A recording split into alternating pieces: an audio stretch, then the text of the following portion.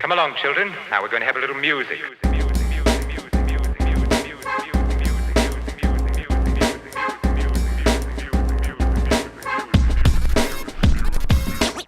Yo, what is up, guys? Welcome back to First Live. We are back doing it new 2024. We are here to talk about movies that we've caught up on, to talk about shows that we've missed. Either way, guys, I'm here with RB3 in the house. RB3, how you feeling, man? Feeling good. Just making sure everything is solid on the stream. Let me know if everybody who's watching in the chat right now, all two of y'all, let's make sure that everything's running smoothly. How y'all doing, everybody? I'm doing good. How you doing, bro? I'm doing good, man. It's been a minute. I gotta catch some people up on the adventures of RB3, man. Tell me what you've been up to, man, or tell the people what you've been up to. Oh man, just same old. Just I went to Atlanta earlier in the month, so that was cool. Atlanta Film Festival. Shout out Cheyenne and the Atlanta Film Festival for showing the comic shop there. That was a great time. And then CinemaCon was like last month, so I don't even count that anymore. But yeah, we out here. Yeah, trying to deal with all this news coming in, crazy hip hop beefs, movie news, mergers. This world's on fire. Like, it's too much to handle right now, man. But I'm happy that you at least have success with the stuff you're making, which is really cool. Any stuff that you're working on currently that you can tell people about, that you can kind of tease? Oh yeah, I mean, me and the homie Cade were working on a feature film documentary together. I've spoken about it on the Wanger show too. And yeah, it's a cool little narrative. It's a documentary comedy, piece that is really exciting. I don't want to give away too much of the sauce, but people are going to be really into it. So that's awesome, man. Now, the reason why we're here is to talk about stuff that we've watched over these past few months that we've not been talking about it on First Cut. RB3, let's do it. A movie catch up, stuff that we watched in spring, stuff that we've watched that we haven't really talked about on this channel. What's the first movie that you want to talk about? Well, I gotta show love to a movie that they pulled out of theaters after 2 short weeks, and that is one of my favorite. It's actually probably my favorite action movie of the year, which is Boy Kills World, starring Bill Skarsgård and Jessica Rothe, and it's an amazing movie. This is easily the best action movie of the year. It feels, to me, it honestly might be the best action movie since The Raid. Honestly, It is an impressive piece of action cinema. It's kinetic, it's funny, it's witty, but it never breaks pace, and it's always super hardcore with the action. We all appreciate good stunts over here. So Lionsgate, put out Boy Kills World. Bill Skarsgård didn't really perform as well, and they put it out theaters after 2 weeks.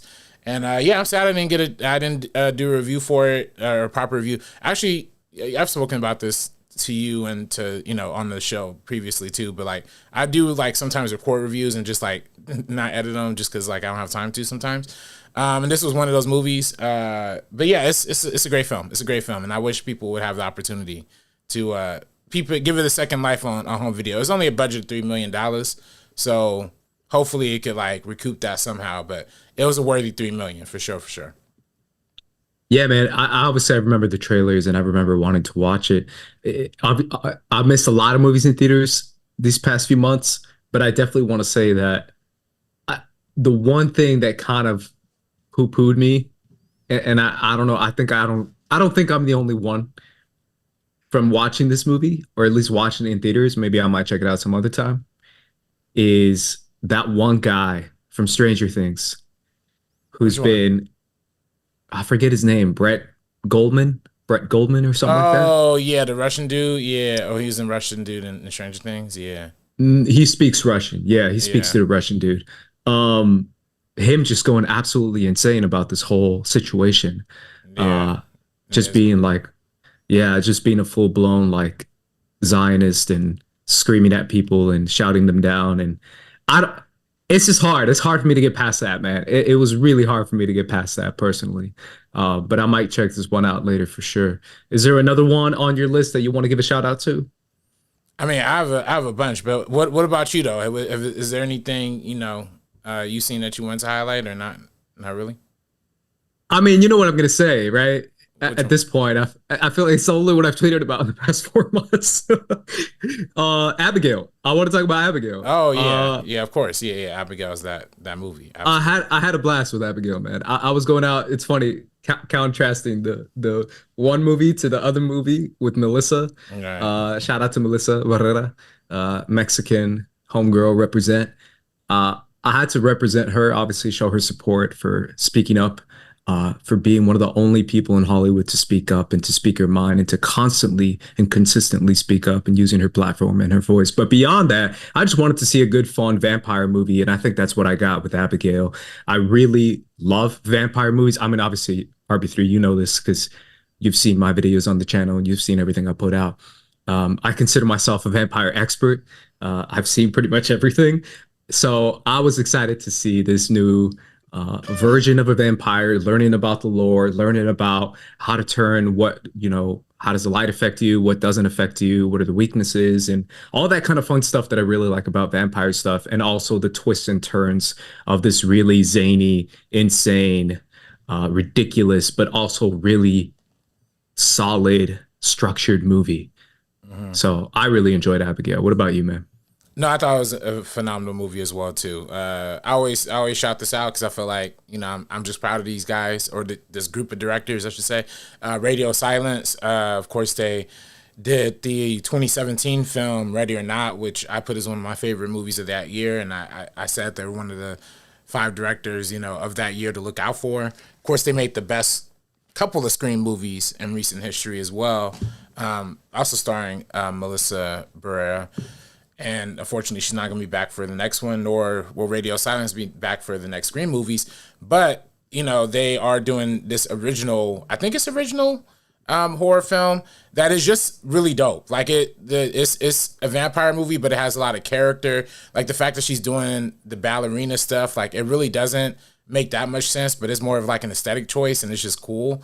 I feel like half of this movie is like aesthetic choices, and it all works to the best way possible, even down to getting rest in peace to the late great August Cloud, from Euphoria. Angus, yeah. Angus Cloud, yeah, Angus Cloud. I said August. But yeah, he's a great. He was even in the part that because he plays the stereotypical horror cliche, like first one to die. And if you watch the trailers, and again, I said this for the Fall Guy. I said this. I'm now saying this for Abigail. Universal, stop putting the whole movie in the trailers. Stop it. Stop it. Stop it. Because when you watch the Abigail trailer, it's very clear what's going to happen. It's clear that, who's going to die in what order, basically.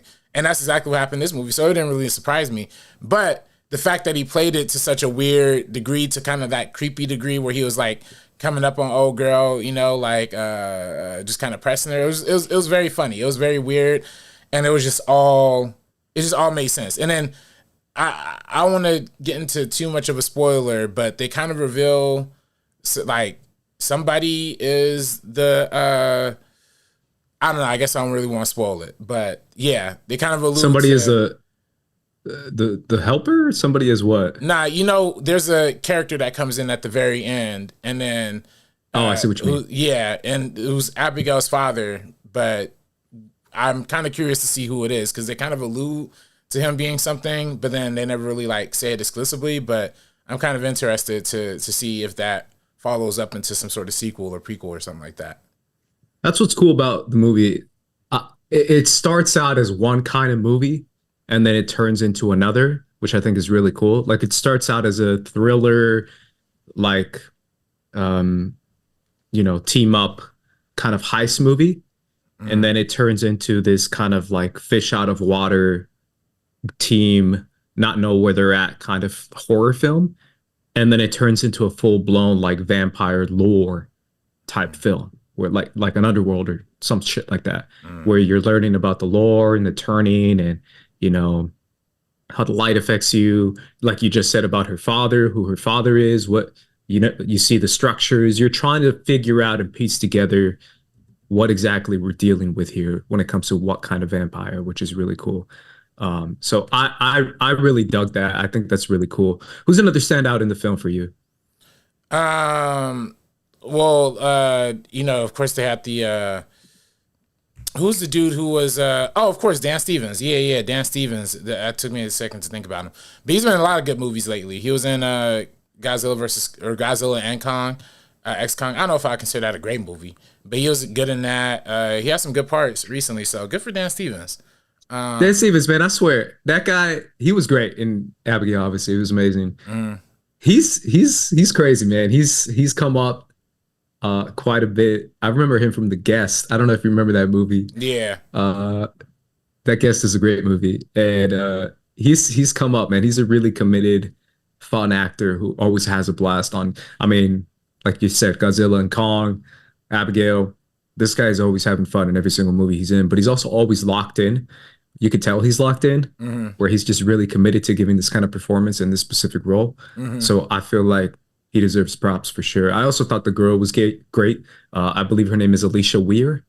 So I feel like she deserves a lot of props and credits. And obviously Melissa, who I've mentioned before, I thought she was a really good lead as far as playing that emotional role and being the heart of the film. That kind of needed that heart too. So shout out to Abigail. Any other film you want to name? I know you have a lot. Oh yeah, I mean, of course, I want to shout out Challengers as well. You know, that's probably one of the most film Twitter heavy movies that came out recently. Luca Guardino. It's a great movie. You know what I mean? It's a great movie. Very well executed in terms of the tennis matches themselves. I know you probably saw Twitter or film Twitter, the tennis ball going back and forth with each other, like from the camera in the perspective of the tennis ball. I thought that was phenomenal. I thought the overhead shots and the underhand, like when the camera was like underneath the court, you're kind of seeing from like underneath. I'm like, yo, this is phenomenal too. Like, who even thought of these ideas? It's definitely the most entertaining tennis movie of all time too. It's the most entertaining tennis movie, and it's the most entertaining cheating scandal movie I think of all time too, because man, it's everybody just getting freaky and it's weird. So I thought it was interesting though, man. I thought it was a great movie. I tweeted about it. The one thing that took me out of it the first time I saw it was the pair of feet by actor Michael. Well, it's honestly from both of them. It's from Michael Flass. He has a scene that has some really dirty feet, but it's for a quick second. It's like for two seconds. It's a blink and you miss. And then there's the main guy, Jack O'Connell. Man, good dude. I mean, he seems like a good actor. He was in Unbreakable, directed by Angelina Jolie. Good actor. But here's a scene where you're supposed to be like emotionally invested in the conversation him and Zendaya are having, but his feet, the bottom of his feet are pitch black. Pitch black. I'm like, yo, is this a Tarantino movie or something? What's going on? Like, where's this random dirty feet phenomenon coming from? And then, of course, the first time I saw Challengers was in IMAX. So I'm sitting right in the exact seat where, like, you're getting the most optimal view of the feet. And it's like, it just won't leave the screen for, like, a good 10 seconds, you know? So, yeah, it was weird. That's the one part is, like, that drives the movie from, like, a solid 9 out of 10 to like a good 7.5 or 8 for me, just because of them feet. Like, I don't know what's up with that. I question Luca Guadagnino's decision making with that. There's other things to nitpick too. I mean, that's more of a funny criticism, but of course, like the timeline stuff is really cool. It's the non-chronological order presentation. I thought that stuff was cool too. But clean the feet. If y'all on set, somebody gotta have some wipes for this man's feet because it was nasty. That's all I have. I'm sure that was purposeful. There's no way it wasn't, right? Right? Like, if it's that bad, like, I feel like that was on purpose. I mean, maybe it was. Maybe they figured, like, we're trying to sell, you know, sex on this movie so hard in every sense and direction. You know, we're trying to get the guys in, the girls in, the gays in, and the feet lovers in. Like, everybody is gonna watch this movie and take away something. So I feel like that was their intent. That being said, I don't agree with that intent. That's the nasty stuff right there. Bro, I gotta be honest. I haven't seen it. I can't lie too. You know what's funny? I love tennis. I don't know if you know this. Oh, really? I freaking love tennis. I don't know if you Do you like? I don't know if you follow tennis at all. I don't. Not Um, besides Serena and Venus Williams. yeah, but Serena retired, bro. Like Yeah, you I didn't can't. know that. Yeah, I didn't know that. I was gonna say you can't. Yeah. But either way, I love tennis, man. I think it's such a cool sport. It's really exciting. It's fun. It's tough. I follow. Shout out to my girls, Coco, Naomi. Those Oh are my yeah. girls. But I definitely follow quite a few other players as well. But those specifically are my two homegirls. I can't lie. I really want to see this movie. Some of I've seen some clips and I'm like, do I want to see this movie? Yeah. Like, part of me wants to like really get into it, and then part of me is like afraid of what Luca's gonna do, Yeah. because we know what he's capable of. Also, shout out to Luca Guadagnino. I was watching yesterday. This was yesterday, bro. I saw a clip on Instagram Reels of people at the Pixar Fest, Mm. and people were like taking pictures and stuff. And I'm like, this looks kind of cute. I might want to go. And I saw the floats. It was all the Pixar movies, and they were doing Turning Red. They did Up, Mm. and then they did obviously Woody, Incredibles come out in their scooters. Mm. But Luca comes out, and I swear I always call that movie Luca Guadagnino. So I'm watching the reels, and I'm like, yo, it's Luca Guadagnino. But you know that movie, right? Yeah, The Pixar movie of Luca. Yeah, yeah. I always call it Luca Guadagnino, bro. That's how I differentiate it. I'm like, that's Luca Guadagnino, Pixar original film. I mean, Um, Lois Key, Call Me by Your Name set in Italy. You know, Luca set in and it's called Italy. Luca. Right. I mean, come on, it's already there. Yeah, it definitely was giving some strong Call Me by Your Name vibes at certain scenes. It was like, it was interesting, and seeing it in a theater full of black people was like also hilarious because mad people were like, no way, like just the live reactions for that movie was hilarious. I wish it would have been a super hit, like it would have made like hundreds of millions of dollars at the box office, so we would have had that continuously. But it is pretty, it's pretty out there. You know what I mean? I think for a lot of people, they just didn't want to see that, but it was dope to me. I loved every bit of it, and I hope we get to see more Luca and Zendaya collaborations.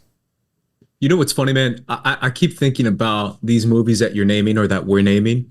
Isn't it crazy? And I feel like this was kind of in the news a couple days ago, but isn't it crazy how quickly they're coming to home video? Yeah. I thought that was wild. The first one was Abigail, because I felt like I saw that movie. I came home and it was like, buy it on home video. And I'm like, what? I just saw this movie. And then obviously Challengers came quickly. And then now Fall Guy. I know you guys did a review for Fall Guy, but isn't that a little, I don't know if you're surprised by that at all, as how quickly these movies that we're currently talking about are coming to home video. Yeah, I mean, it's all about, well, for those movies, for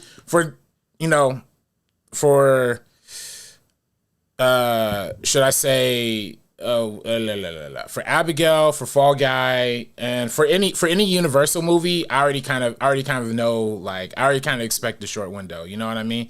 Because you got to remember, Universal was the first one that hopped out during the pandemic and said, we're just going to release Trolls 2 on Peacock, just like that. You know what I mean? Or they didn't even release it on Peacock. They say you could buy it or rent it for $20.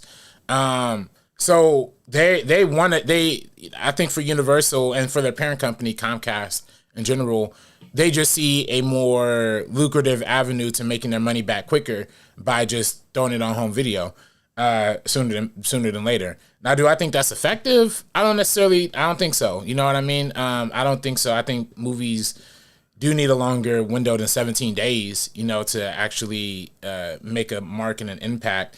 And I kind of wonder if there's any kind of contract stipulations or anything that says if it makes a certain amount of money, does it get a delayed home video release or something like that? Because I definitely remember Fast X came on digital pretty quick too, but it didn't come in 17 days. Like they took at least like a couple months for that. And I think that's because Fast X made a lot of money. Same thing with Oppenheimer. Oppenheimer didn't come on home video for months. Like it had a whole 6-month theatrical window, and then it hit home video in December.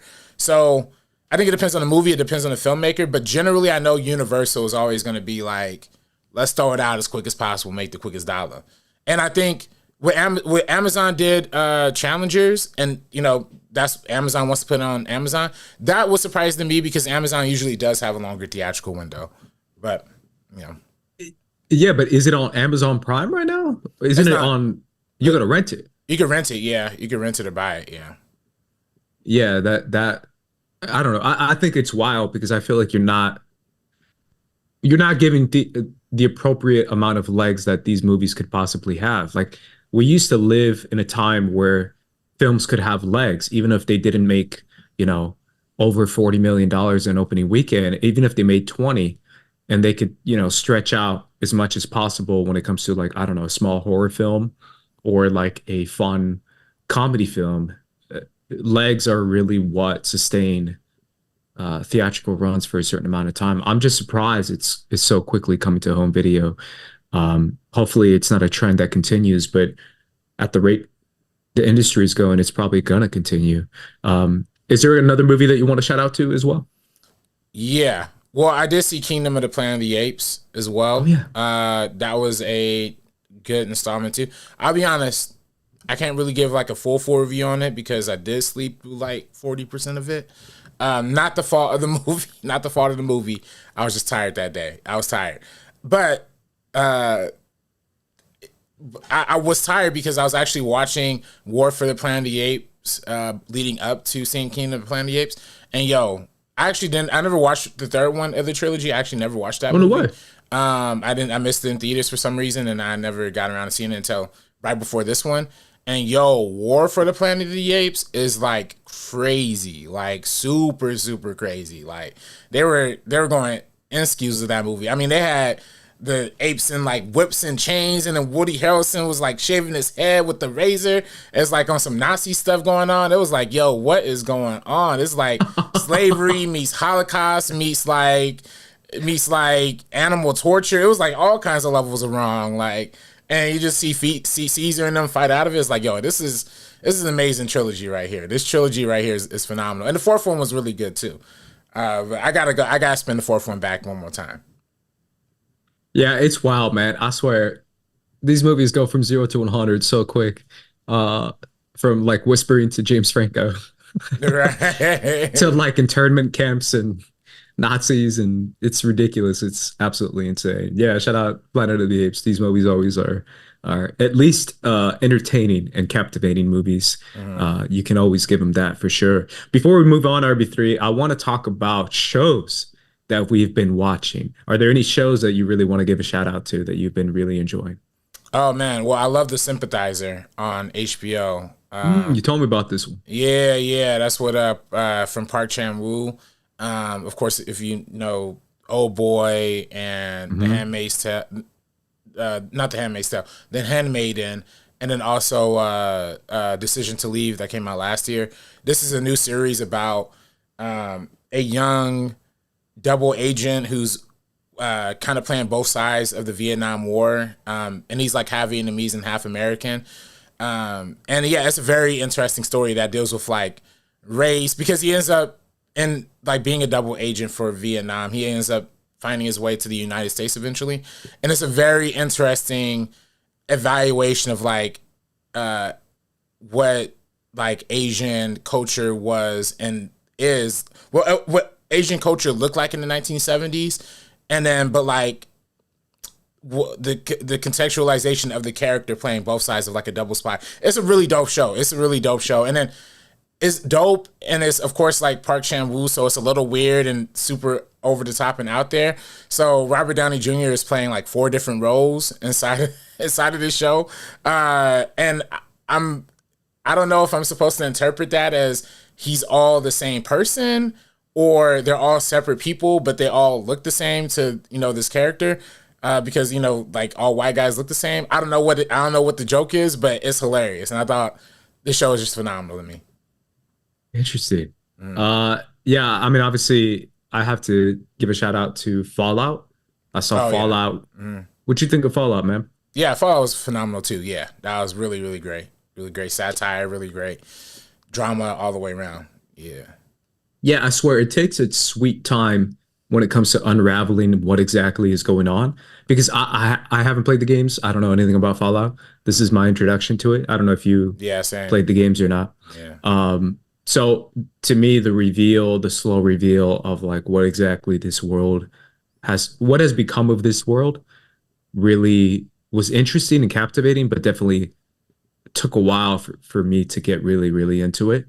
But it was still a very interesting show that had a lot to say, obviously, about what the power of corporations have become. And it's really becoming so excessive that this is all very, very, very possible. But at the same time, very interesting characters like Maximus and like Lucy, I believe her name was. It's crazy, man. I know your Attack on Titan knowledge is not like super deep, but it's crazy to me how similar Maximus is to Reiner from Attack on Titan. Mm-hmm. But I was even thinking about doing a video on it, but they're so freaking similar as far as being like the outcast of their military brainwashed group and then doing a separate mission and then trying to complete his mission, but also like manipulating people, undercutting people just to survive and just to get away with what he wants, which is the glory and honor. It's very Reiner, and I was kind of blown away as how similar they were. But he's great in the show. I've never seen that actor before. At least I don't think I've seen him before. But he's great in the show. Ella, I believe is her name, who plays Lucy, is great in the show. Oh, okay. And then obviously Walton Goggins. Walton Goggins? Yeah, he like steals the show for sure. Yeah. Yeah, So- Fallout was super phenomenal to me.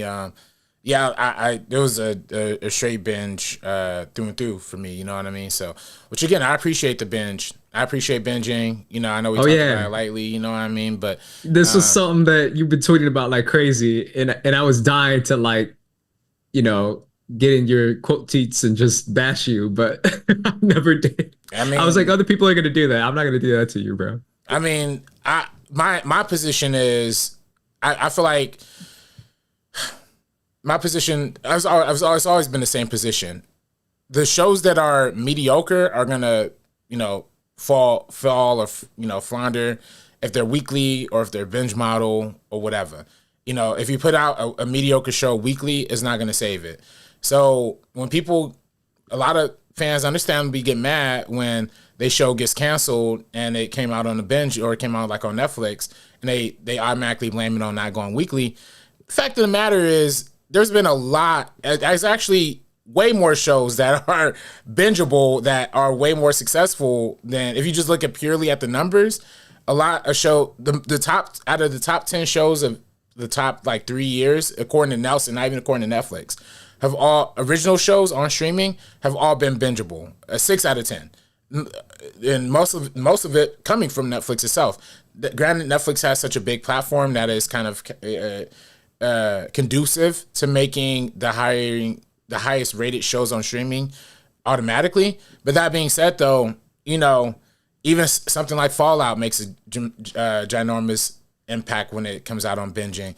Mr. and Mrs. Smith. There's some shows that I actually wouldn't even imagine wanting to watch weekly because if I watched weekly, I would have like fallen off. So yeah, I even think, even the old school Netflix Daredevil shows or the old school Netflix Disney or the old school Netflix Marvel shows, I should say, those came out in binging and they're phenomenal. And they're actually way better than the weekly joints that Marvel throws out now, to the point of like, I bet you if She-Hulk would have been bingeable, it would have been a lot more successful and a lot more were received instead of having us wait weekly for something mediocre that nobody wanted to wait for anyway. So that's my point.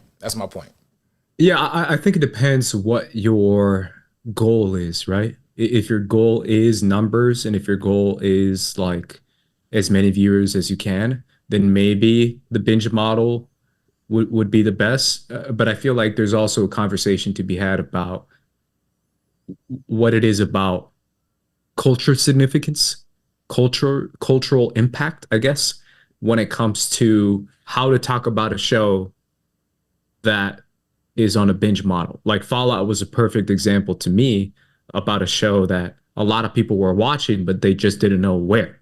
I could be on 5, you could be on 2, or I could be on 7 and you could be on 1.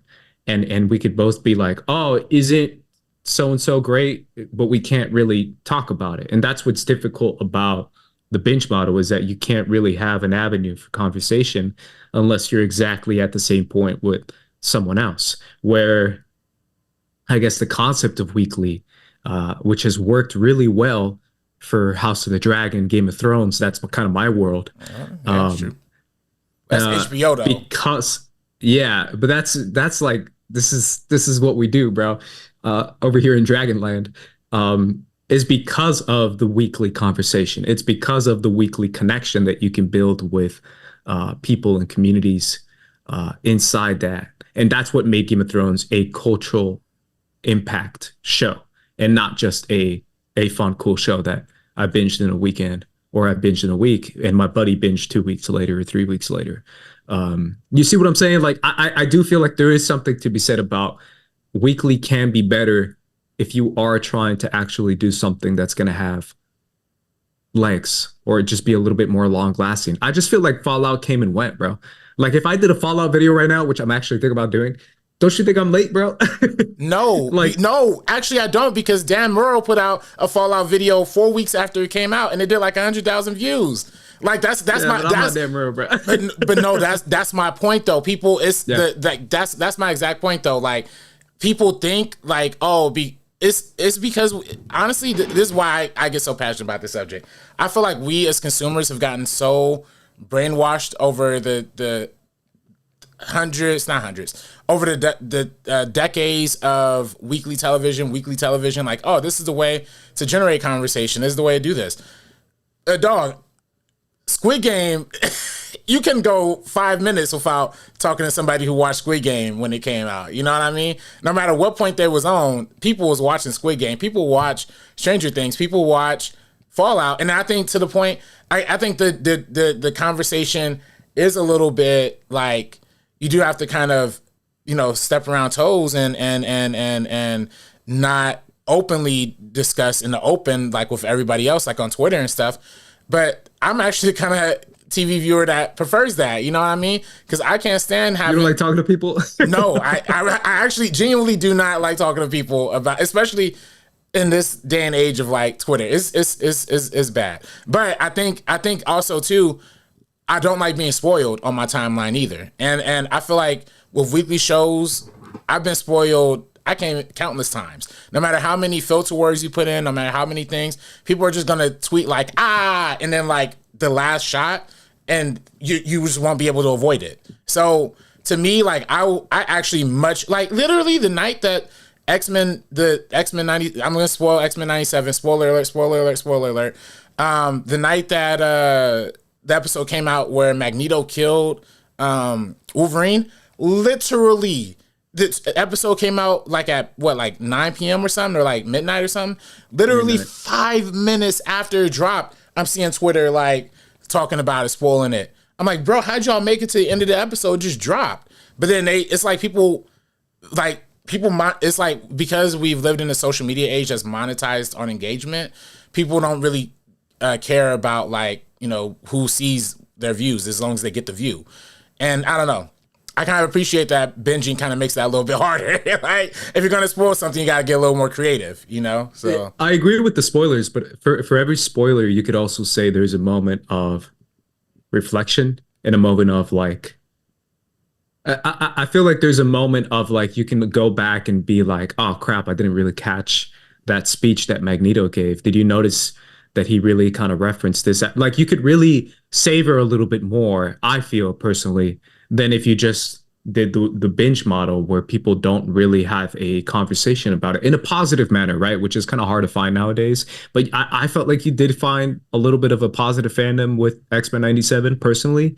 Obviously, I'm sure there was a negative one, but at least with X-Men 97, I felt like there was a positive fandom where people were being like, man, Gambit, damn, dude, that was crazy. Or, man, Magneto's speaking facts. Like, this is crazy. Look at this speech. Look at what he says here. Or look at Cyclops here. Like, I really did feel like there were moments of actual community within a fandom, like in a positive manner, that I don't think you could have had if it was a binge animated TV show. I just feel like you wouldn't have had that personally. And also, I've ran into the Stranger Things problem when I believe it was season 3 in person. That was 2019, right? Or 2018, or one of those, 2018 or 2019, season 3. Yeah. But I had that problem, bro. I would run into people at work, and it was like, what episode here? Stranger Things was huge, man. Like, people really forgot how big this was. Yeah. Everyone watched the show, but I would point at people and they'd be like, I'm on 2, I'm on 4, I'm on 1, I'm on 2, I'm on 4. And I just point and just be like, all right, you two, you two. Like, it was hard. It was hard to talk about it because I'd be like, oh, and that one part. And then the other person behind me would be like, bro, I'm on 1, dude. Like, stop talking about it. Oh, crap. I'm sorry, man. Like, it was just hard, man. It was versus like my Game of Thrones work life, right? That water cooler talk that, a lot of people find is bullshit nowadays, but it's real, or was real back in the day. That shit was real for Game of Thrones, man. Like, everyone watched that show and would have like lunch break would just be speculating about what's going to happen next episode. But part of that is like the work of good show making, like you said, a good show, a quality show, and making accessible to having a community built around the show. But yeah, it just depends. And then, of course, some shows are not built to make community too, right? Like a show like House of Cards isn't like one that's going to generate a fan base or something like. That's what got me on Netflix, House of Cards.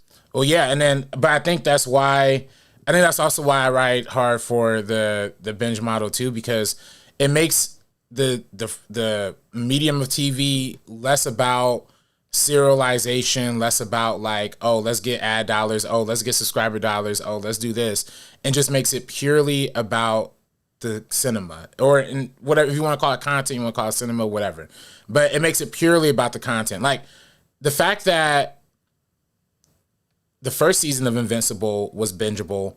Most of the second season of Invincible was like they put out the first half of the season like bingeable, and then weekly was the rest of season 2. Season 3, they literally split that mug up in 2 halves, so then they could like do the second half after Amazon introduces an ad tier. Literally, that's literally why they pushed it. It wasn't because of no animation problem. Like, I'm telling you this from people I know, like Amazon executives. They wanted that show to come out after they added the ad tier. So it's like that's like to me, the weekly conversation is really a conversation of like, how greedy are these companies going to get, right? Because it's like they really they want to coax, I feel like companies want to coax the conversation aspect of it, and like, oh, like let's get people like, social media. I feel like that's a completely different thing than saying that's weekly. That's so 100% different. Weekly. That's all weekly, because if you but I'm saying the gap between the Invincible thing that they did for more money, that's not the same as saying a weekly show. I don't think that's the same thing. It's the same concept. They want you to stay on there weekly instead of binging the whole thing all at once. You know what I mean? Nah, the Invincible thing was like a blatant money grab, bullshit corporate move. The weekly model has been something that's been going on forever, but the whole gap within that is not. It's going on forever because it makes money. Like, it goes on forever because it makes money, and like the binging. Yeah, but it could also be better too. I don't agree. I just personally don't agree with that. I don't want to talk to anybody about anything. I don't care about anybody's hot takes. I don't want to be on Twitter. Like, if I want to talk about a show with somebody, like that's also why I feel like the beauty of the internet is so cool, because if you do want to talk about people who already finished the show, there are Facebook groups, there are Discords, there are people who you can't connect with. It's just not going to be like everybody. I actually disagree with that.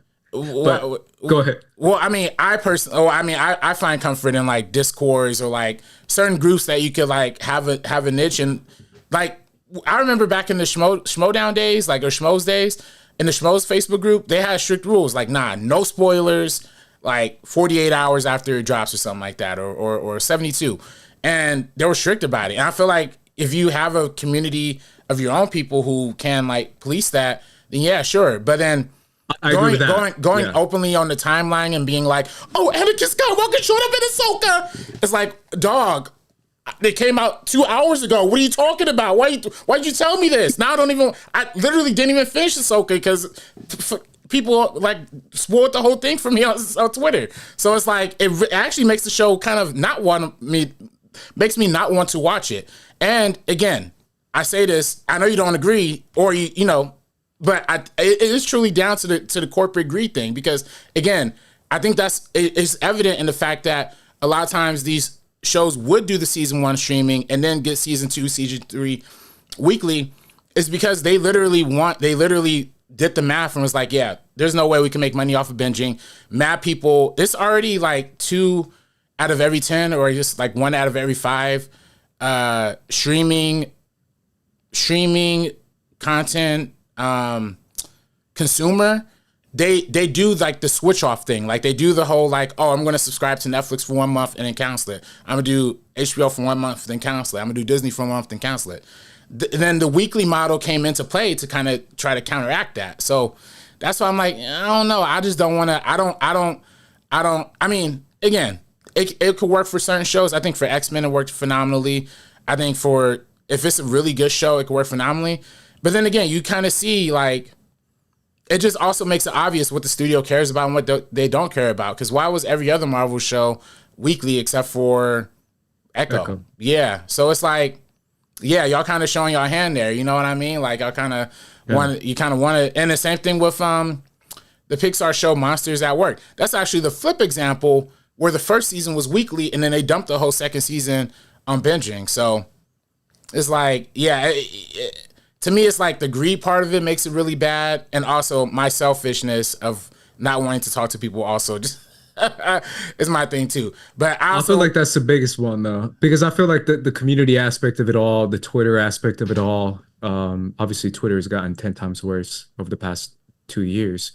But it used to be RB3, at least, again, I guess my perfect example will always be Game of Thrones, but it used to be where there was a little bit of more decorum, I guess is the word, like you said, where people were a little less like eager to spoil and more interested in actually having conversations about Ned Stark and Littlefinger and Tywin Lannister. I know this is all foreign language to you, but actual characters and moments and stuff like that versus just random cameos, which didn't even matter in Game of Thrones because no one even knew about the books. They just watched the show. But yeah, I really think it depends. It just depends on what show and what you're trying to get out of the show, I guess. Yeah, so. I guess my last point on it will be, we as the internet, like to have our little cultural bubble and think like because people on the internet aren't talking about it means that nobody's watching it. When in reality, most of the time, the top shows, the top streamed or top viewed shows of any given year are usually shows we never even heard about. You know what I mean? Like Suits or like Yellowstone or like something super random. I think this year we had another one of them situation. Like most stream. I'm gonna try and Google it real quick. 2024. Suits was funny. Well, yeah, I never watched Suits, but they literally just this year, like they put out the list of like top stream, somebody put out a list, I forgot who, of like top shows so far this year, and it's all random stuff, like all like mom shows like on Netflix. So I think like we as the consumers who like love talking about content and love like having that conversation, yeah, for sure, rally for weekly, you know what I mean? But then I also think empirically speaking, I just don't like when people say like, oh, binging is bad, we should end binging altogether. Like what? No, the majority of Americans prefer to watch it on binging. That's true. Yeah, so it's like I prefer streaming. A lot of people prefer streaming. It's just the small bubble of the internet and Twitter and YouTubers who like really care about weekly because they can make more money off the engagement with it. You know what I mean? And the network can make more money off of it. So it's a win-win for them, for those sides. It's a lose for the consumer.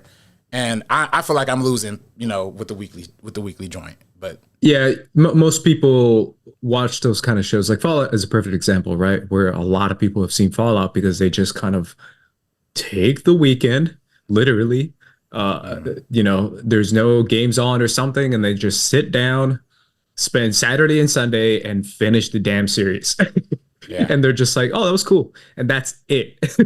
That's like the average person. So I definitely feel like that's definitely the case. I just feel like, again, there is also, though, something to be said about building actual community and actual impact when it comes to a show, though. I do feel like there can also be a counter argument because there is type of shows like House of the Dragon that can actually build something and that actually can get people invested in a different type of way. So I don't know. That's a conversation we can have for like 2 hours. So yeah, you're right. Any other show you want to give a shout out to? Shows, I don't know if I watched. Oh yeah, well I did watch The Big Cigar on Apple TV. I actually saw that one early, and have a review coming on Geeks of Color. The Big Cigar is about the story of Huey Newton and how when Huey Newton went on the run, he had to, escape to Cuba. And I guess, the real story is that he worked with this Hollywood producer, this dude named Bert Schneider or something like that, 1970s, kind of name. And then I guess this producer helped sneak him out of like California and into Cuba by setting up like a fake movie, almost like an Argo situation. It was and they did an Apple TV show based on that experience. Show was okay. Show was cool. I gave it like a 6 out of 10. I thought it was all right. The main guy who plays Huey P. Newton, Andre Holland, you might have seen him from Moonlight. You also might have seen him from American Horror Story. He's pretty good as Huey Newton. But the story is completely drenched in the white gaze. And the Hollywood gaze, I should say. It very much is like, how can white people self-insert themselves into like Black history? And it's a cool movie, but I just would have preferred to see it straight up Huey P. Newton movie in and of itself rather than having this whole plot about, this whole B story that's like half the runtime about, this Hollywood dude. So anyway, it was a cool show. Cool show. And then real quick, just on movies, because I know we're about to wrap up. I also did just want to shout out The Misery of Ungentlemanly Warfare real quick. That one was a super fire movie. Henry Cavill, Alan Richardson. Richardson, yeah. Richardson from Reacher. Reacher. Yeah. He's fire in that movie. Monkey Man, dope as well. I would actually say if I had to rank the Monkey trilogy of 2024, I would go with number 1, Kingdom of the Planet of the Apes. Number 2, really? Monkey Man. Number 3, Godzilla versus Kong, or Godzilla and Kong. Godzilla and Kong. Yeah, Godzilla and Kong. Yeah, Versus was the first one. So the friend zone. Right, friend zone. Exactly. And of course, Civil War. Civil War is also one of my favorite movies of the year so far. Too. Yeah. I want to give a shout out. X-Men 97. I'm going back to shows real quick. Yeah. X-Men 97. Fallout. I've been watching Fallout. I'm watching this show from Hulu called Under the Bridge with Lily Gladstone. Are you watching that? I saw the preview for it. I didn't watch it, but it's a hard watch. Oh really? Oh my God, it's so hard. Because it's about a real life story, apparently, about teenage girls killing each other. And they're really, really young. They're like 14, I believe, in Canada. So it's a story. It's a murder story. It's like a murder investigation type story, and it kind of just backtracks you as far as like who these teenage girls are. And it's a hard watch because it really kind of like it makes your skin crawl as far as like just the capacity of just like teenage girls just based on their livelihood and based on their life and what these girls can be capable of is just insane. So I'm watching that show. Next week is a finale for that. I just watched the penultimate episode. And then for the first time ever, I'm watching Rings of Power. Oh, really? I just picked it up. Oh, nice. Just because I saw the trailer come out. And as soon as the trailer dropped, I was like, all right, I'm going to watch it. And I don't know anything about Lord of the Rings. I think I've seen like half of the first movie. And it's hysterical watching the show with no knowledge on Lord of the Rings. But I'm doing that, and it's been a lot of fun. Blood of Zeus. I did a review on Blood of Zeus for Geeks of Color. Go check out my review. It's a really fun Greek mythology show that I think is really cool and it's worth checking out. So shout out to that. Yeah, there's a show. I definitely got to peep out. Blood of Rain. What was it called again? Blood of Zeus. Blood of Zeus. I got to peep that one out. It's animated, yeah. Yeah, they had one animated show on HBO Max that people have been raving about. Scavenger's Reign. Yeah, Scavenger's Reign. Yeah. Have you seen that one or?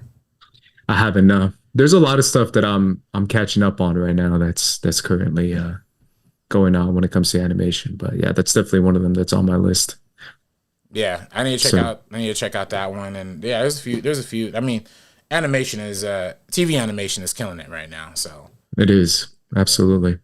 Already RB3. Any final shout outs? Well, we do have it in the title. I did just want to talk about Furiosa real quick. Oh yeah, coming up. Furiosa. Yeah, just previewing it. Obviously I think it's probably both of our most anticipated movies of the year. Of the summer, for sure. Yeah. And after this, it goes downhill, man. Well, I think there's gonna be some good movies that come out later in the year. Or you talking about just to the summer? Yeah, just to the summer. For the summer. Yeah. Maybe Inside Out Twisters. Could be good. I'm rooting for Twisters, man. I think Twisters gonna be fire. Maybe. Yeah, Lee Isaac Chung, man. Bad Boys 5. Bad Boys 6. Bad Boys. Yeah, Bad Boys. This one should have been Bad Boys for Life. I don't know why they called the third one Bad Boys for Life when it's the third one. This could have, the 4 is right there. But I'm actually looking forward to that one too. I ain't gonna lie.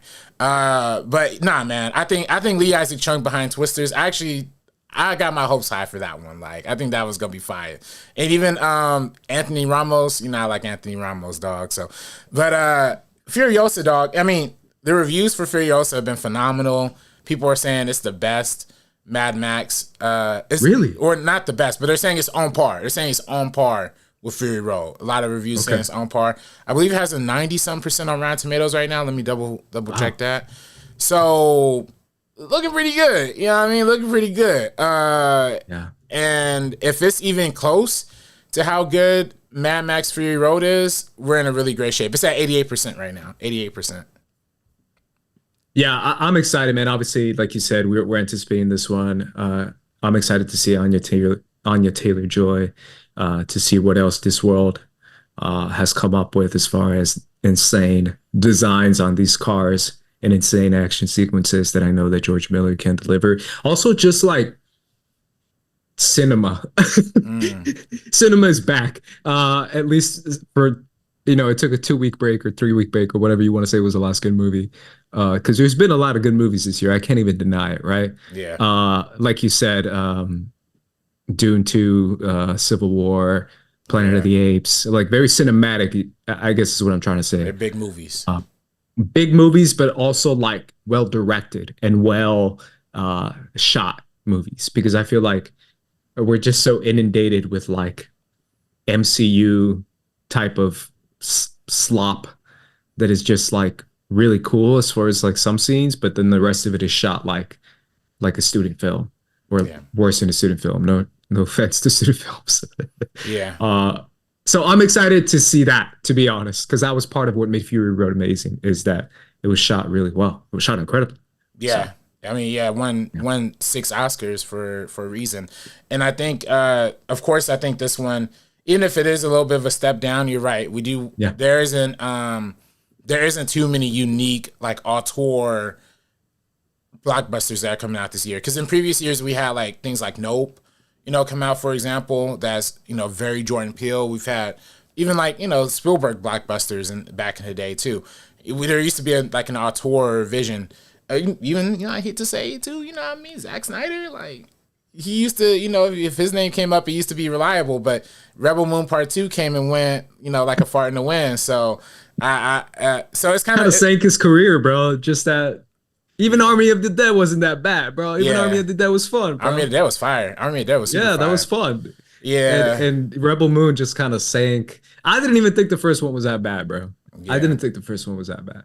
Yeah, the second one didn't do the work it needed to. But But I know what you mean. Like there's no movies, Nolan, there's no the rest of the movies coming out this summer is just like, it's depressing, man, if I'm being honest. Like Twisters, maybe what is it called? Silent Day, Quiet Day? Oh, Quiet Place. Quiet Place Day 1. Yeah, Quiet Place. Yeah. Maybe, and then the other next huge one is Deadpool and Wolverine, which again is probably gonna look like that. It just doesn't inspire me. Like, I'm sure it's gonna be funny, but it's not gonna be good. I'm sure it'll be at least a funny movie. Yeah. But I just don't think it'll be inspired.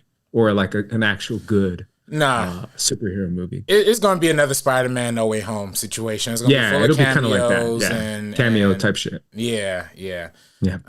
So Furiosa, we're putting all in your hands, girl. Everything.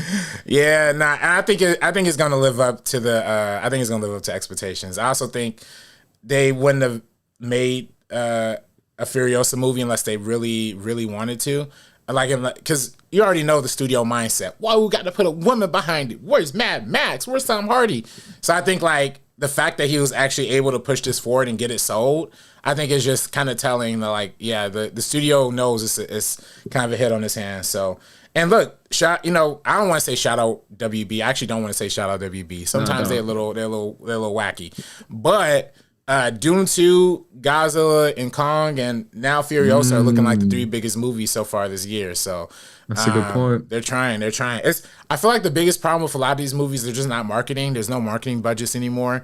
So they're kind of falling to the wayside. I even feel like The Fall Guy, even though it was big budget and it had a very commercial kind of look and appeal, they just didn't market it enough, I feel like, to the point where like people were excited to see it. So I hope we get back to the point of like studios putting real marketing dollars behind movies and to help them push to that next step and becoming successful.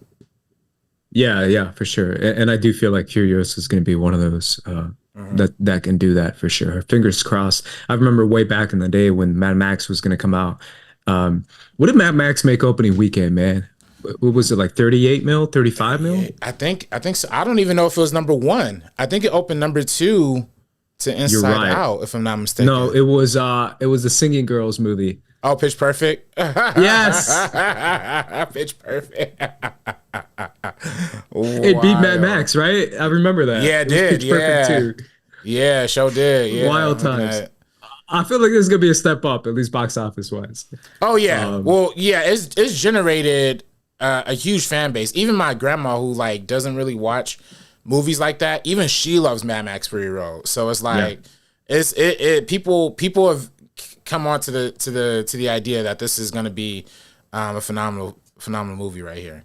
It reminds me of we didn't mention him either, but he's also kind of getting up there. At least I think so. After that last one, bro, John Wick. John Wick was lit, bro. Yeah. John Wick was cool. John Wick is probably the last like original action franchise that we've had in a cool minute. Dang, bro. Oh my gosh, bro. What? Mad Max came out in 2015? 2015, yeah. Bro, that's 9 years ago. Yeah, bro. I remember that. I remember watching that. You know where I saw that Hollywood ArcLight opening night? It was lit. It was crazy. Yo.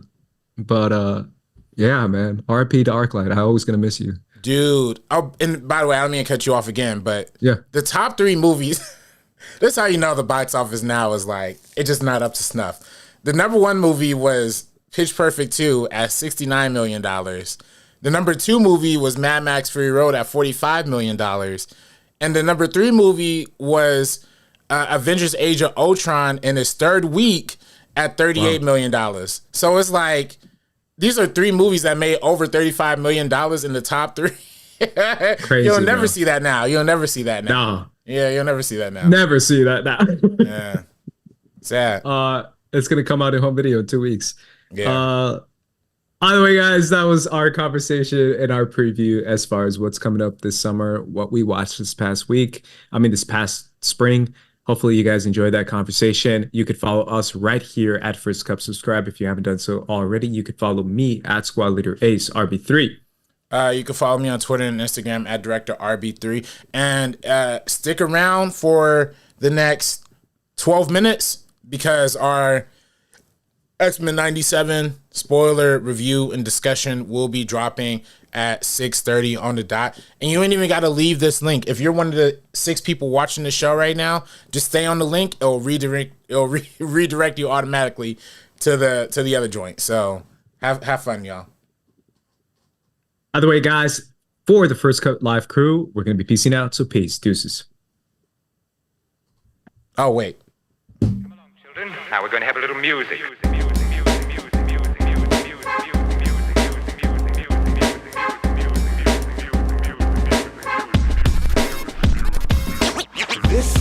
so don't you dare laugh. With the 4/5 divide you in half. You getting at me equals a bloodbath. You do the math, take you out the equation. This ain't funny, so don't you dare laugh. With the 4/5 divide you in half. You getting at me equals a bloodbath. Only one can remain. It's either me or you. Only one can remain. It's either me or you. Only one can remain. It's either me or you. Take you out the equation. It's either me or you. You do the math. Only one can remain.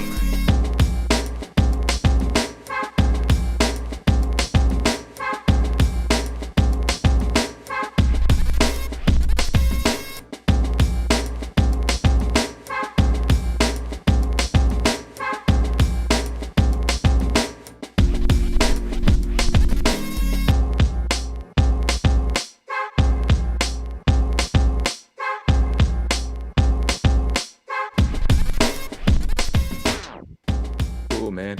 Awesome. How do you feel that went, man? Oh, we can't talk. Sorry.